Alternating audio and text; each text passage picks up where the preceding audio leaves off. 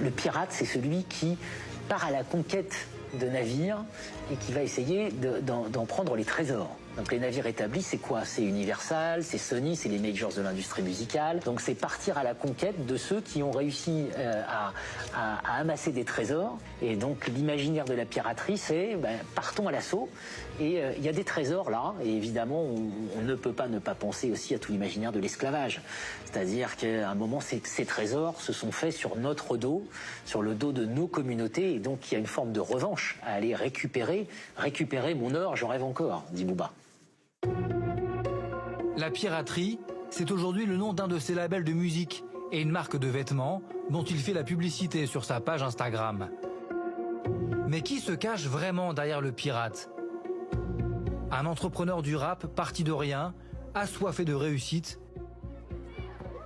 et de revanche sociale.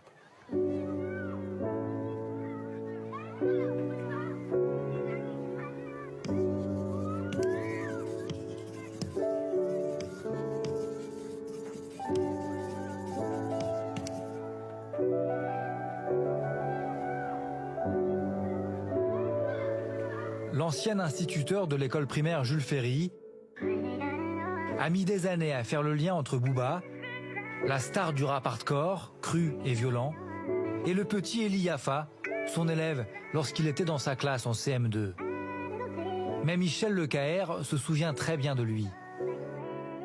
Le trait de caractère principal que j'ai noté chez lui, c'est cette timidité.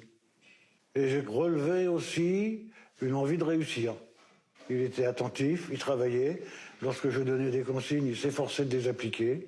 On le voit ici, seul enfant noir au milieu des autres élèves. Ressentir qu'il était différent des autres. Et qu'à partir du moment où il était différent, il y avait peut-être un phénomène de rejet quelque part. Ce qu'il ressent, c'est pas vraiment le racisme ou les contrôles faciès, etc. C'est plutôt une sorte d'isolement parce qu'il est vraiment très seul dans son cas. Et donc, par exemple, il m'avait dit qu'il était très peu invité par ses copains après l'école. Et aujourd'hui encore, Booba se souvient de cette enfance écartelée entre deux cultures. C'est un peu dur quand on grandit. On a sa place nulle part, entre guillemets. Si on retourne en Afrique, on est ni bleu